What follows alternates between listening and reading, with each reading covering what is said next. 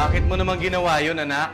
Siya naman ang nauna eh. Pa, siya yung naunang mag-inis. Tapos, nagpa-enes ka naman. Pa, sinisiraan na yung tindahan natin. Ka naman na misinterpret mo lang. O baka naman nagbibiro lang yung tao.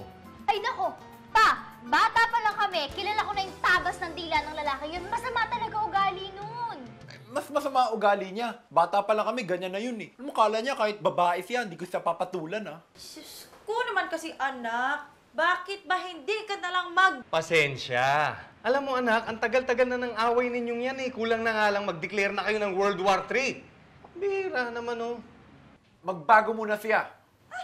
Sumasakit na talaga ang ulo ko sa inyo. Hindi ba kayo magkasundo? Never! Never na never.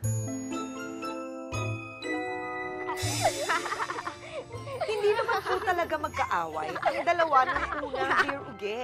Ang totoo niyan, crush ng anak kong si Jade, si Rona, nung mga bata pa sila. Para sa'yo. Sorry, di ako nakikipag-usap sa mga losers.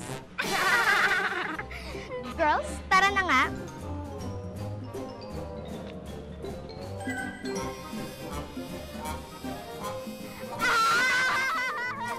Lagi po kasing tapuan si Rona at ayaw niya sa nobody na tulad ng anak ko. At dahil dito, nagsumikap ang anak ko sa klase para mapansin ni Rona. Pero hindi ganito ang nangyari. Rona! Sandali! Aray! Marisa! Marisa! Tawagin niyo si Daddy! Magda ka sa Daddy ko. Susumbong kita.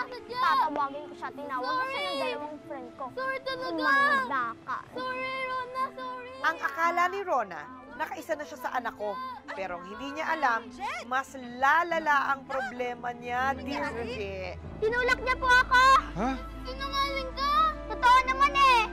Ay, naku, pasensya ka na sa anak ko, ha? Hindi na yan maulit ulit.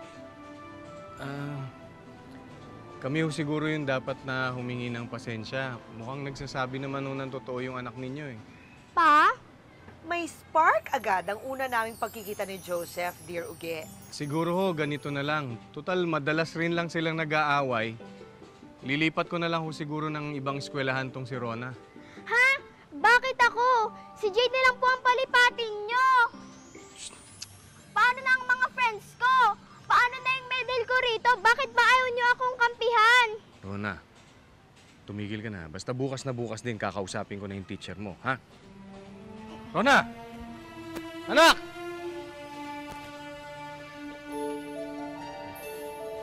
Pasensya na po. Anak! Saktan ka ba? Hindi po. Oh, sige, anak Jade. Pihira kang bata ka. Lagi ka nakikipag-away.